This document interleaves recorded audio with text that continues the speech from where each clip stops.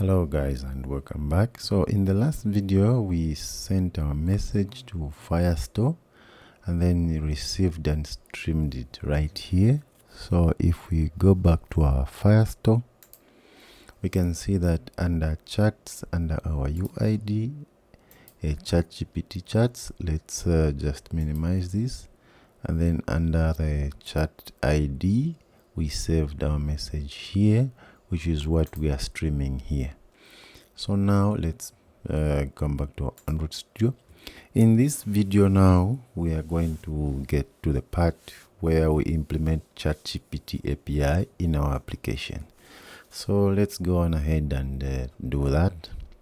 So let's open up our browser, and then you can go to this link up here. And then once you are here, just head over to, let's minimize this, head over to API. That's after you have signed in and created an account with my Google account.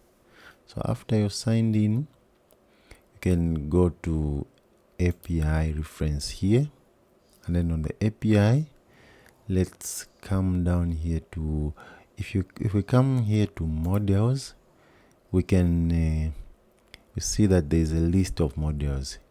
If we want, we can get the list of these models, and then from our application we can show that list and pick the model that we want to use.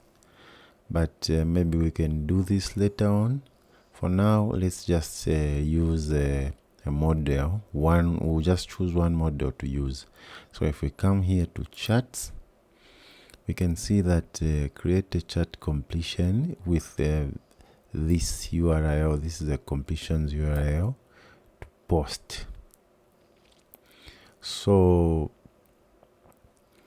in our example here, you can see that there is the model that we are going to use, the GPT 3.5 table.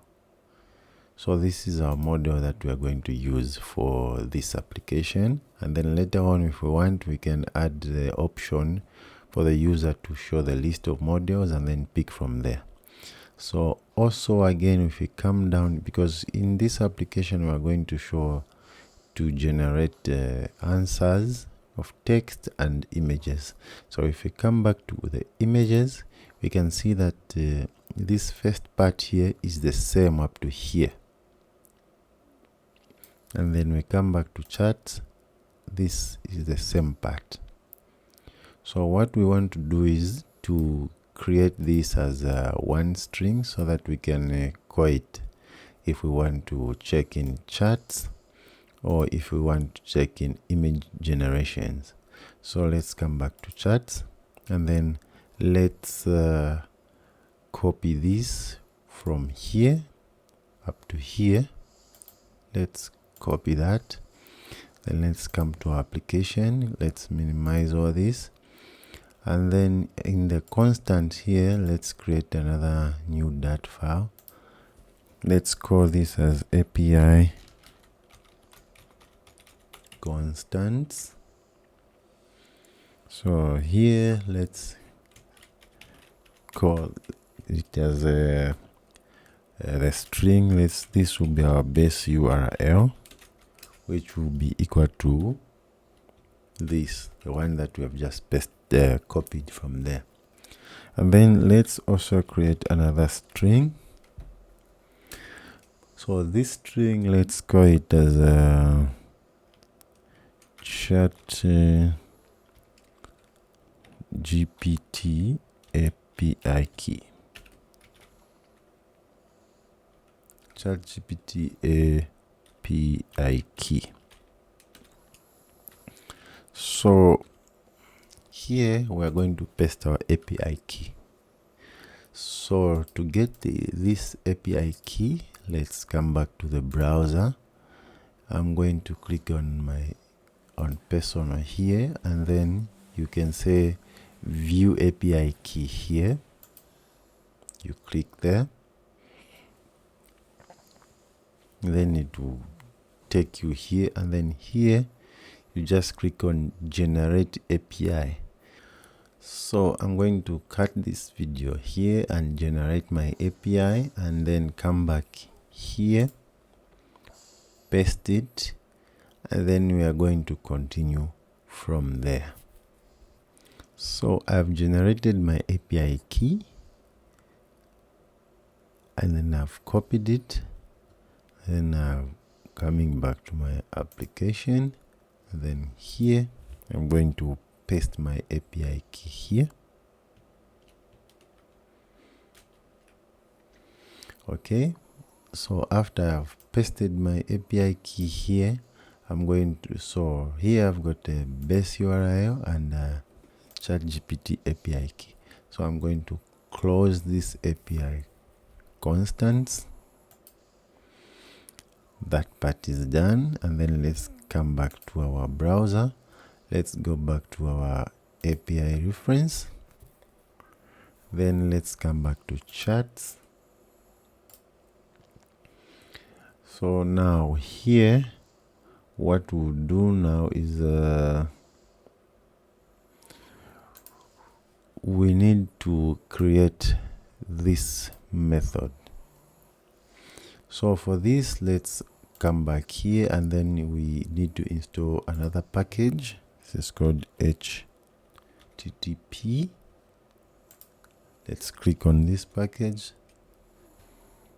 So this one, installation. Let's copy this, come back to application, pub.yaml. Let's paste that one here and click on pub.get.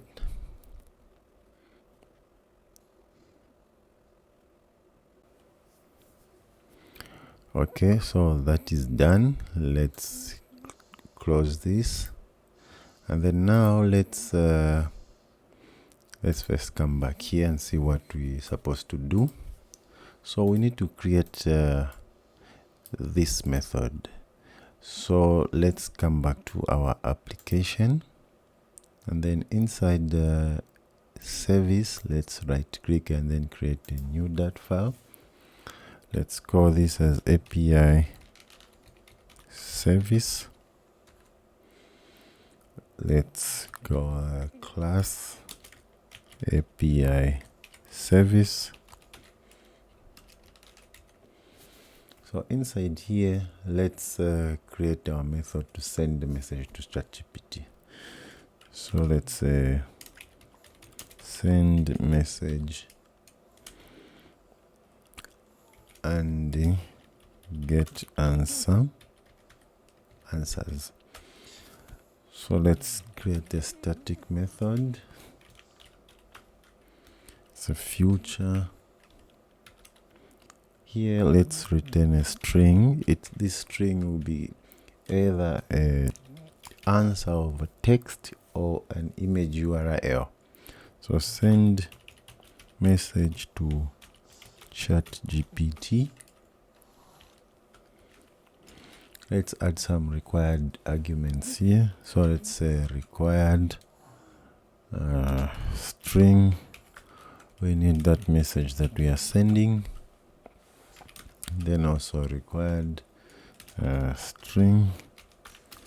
We need the model ID, and then required. Let's get our boolean of is text. Let's format this code a bit.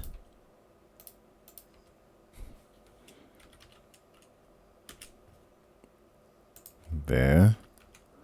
Then this will be asynchronous, of course. Let's check if is text.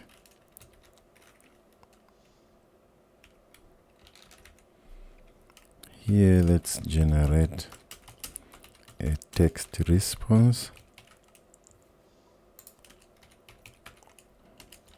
Else, generate an image response. So let's wrap this into a try catch block. Let's catch the error.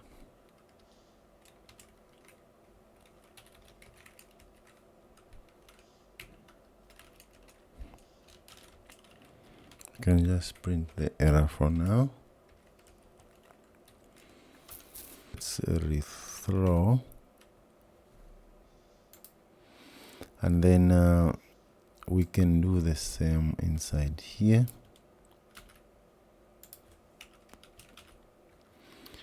So first, let's work on the text response. Here, let's use our HTTP package. So we're going to say variable response.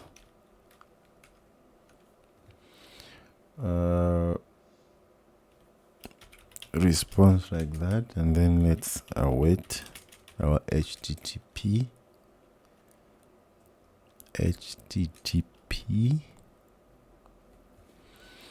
Let's we say await HTTP.post. We need to import our HTTP package. So for that, let's just come up here, import package.http, let's say as the HTTP. So we're going to run our post method, which is we are just getting all this from here. This is what we are running. So let's come back to our code. So in the URL here, we are going to say URI dot pass. Let's move this down here, and then in the URI here, let's put a string interpolation, and let's go a $sign, and then we get our base URL that we just created inside our API constant there. So that base URL was this first part. So now we just need to add these from here. Let's copy that, come back to our application, and then let's add the slash, or just paste it because we've copied everything. And then here, let's add the comma. And then here on the headers, we are getting all these things from here. So this is the header. This we need the content type and the authorization key. So we can either copy that. Let's copy, and then come back to our application. Here, let's open curly brackets and then paste that here. So let's remove this. So for the content type, we'll keep it like that. Let's its content type is application.json, and then authorization, let's remove that. For the base URL, we need to correct things here. So for the authorization, the content type, we need to add another brackets, the quotation marks here, so that the content type is just a string on its own.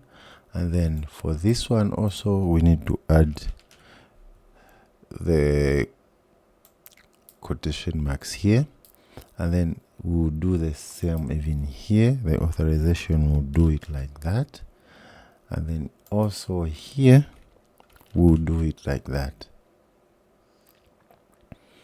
But now here we need to put a comma so so that we can clear out that error. Then here we need to call our API key. So what did we name it? ChatGPT API key. So there is our API key there. So after that, we put a comma here, and then let's just close it first down here. And then in here, what we are going to do is this is the body. So inside the body, we're going to say JSON encode. Then inside this JSON, we are going to add the map, which is this, what we are getting here, the model and the message. So let's just copy this, come back to our application, then inside here let's paste that. So let's import this. Okay, so in the model, this is the model, but we don't want to hard code it here because later on we can choose the models. So let's get our model on top there, the model ID, and then here on the row, this is the row which will be user, and then the message, we know that we are getting the message from up here. This will be our message. So now after this is done, we want to get the response. So down here, let's go our map, JSON response,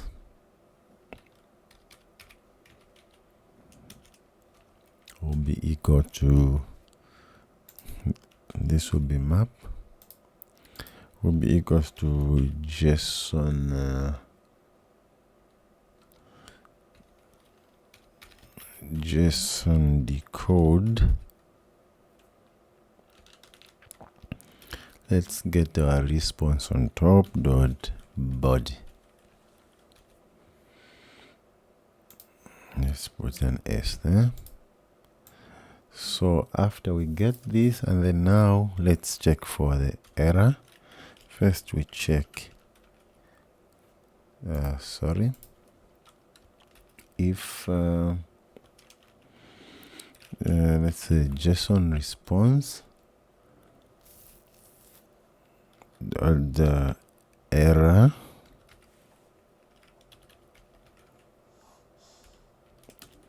does not equal to now, which means we have an error. If the error does not equal to now, let's throw the HTTP response. I mean the HTTP exception, which will be our JSON response. Let's just copy this.